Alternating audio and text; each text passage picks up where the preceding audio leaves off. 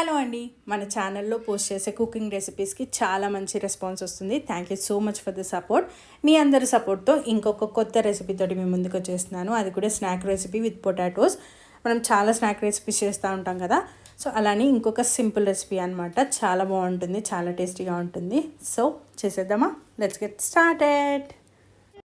First అయితే ఒక mixing bowl తీసుకోండి. ఈ రెసిపీకి మెయిన్గా కావాల్సిన ఇంగ్రీడియంట్ వచ్చేసరికి పొటాటోస్ అనమాట. నేనైతే ఇక్కడ 2 పొటాటోస్ ఆల్రెడీ బాయిల్ చేసి పెట్టుకున్నాను.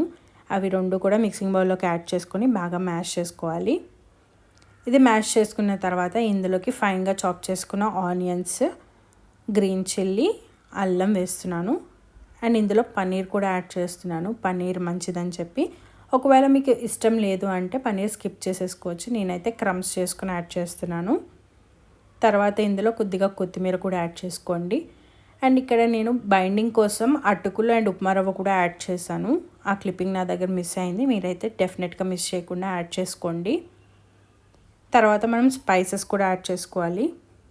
కొద్దిగా పసుపు, ఉప్పు, మీ టేస్ట్కి తగ్గట్టుగా ఉప్పు యాడ్ చేసుకోండి. కారం అండ్ గరం మసాలా కూడా యాడ్ చేసుకొని ఇవన్నీ కూడా బాగా మిక్స్ అయ్యేలాగా కలుపుకోవాలి. కలుపుతున్నప్పుడు పిండి కనుక మీకు లూజ్గా అనిపిస్తే ఇంకొద్దిగా అటుకులు యాడ్ చేసుకోండి.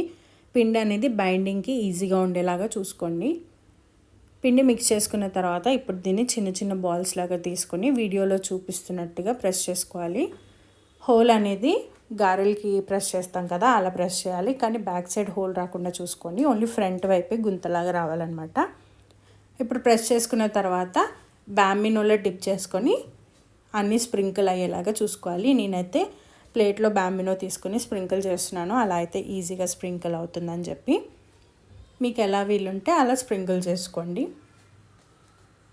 ఈ పిచ్చిగుళ్ళు అన్నీ రెడీ అయిపోయిన తర్వాత హాట్ ఆయిల్లో బ్రౌన్ కలర్ వచ్చే వరకు డీప్ ఫ్రై చేసుకోవాలి. నా పిచ్చిగుళ్ళు అయితే ఆల్మోస్ట్ రెడీ అవుతున్నాయి. చూడ్డానికి ఎంత క్యూట్గా ఉన్నాయో కదా. ఇప్పుడు వీటిని నేను డీప్ ఫ్రై చేస్తున్నాను. 2 వైపులా కూడా గోల్డెన్ బ్రౌన్ కలర్లో వచ్చే వరకు ఫ్రై చేసుకోవాలి. అండ్ నేను ప్రజెంటేషన్ కోసం ketchup యూస్ చేస్తున్నాను.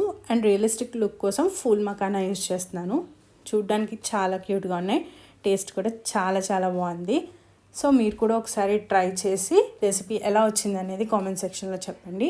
అలానే వీడియో నచ్చితే please don't forget to subscribe. Thanks for watching.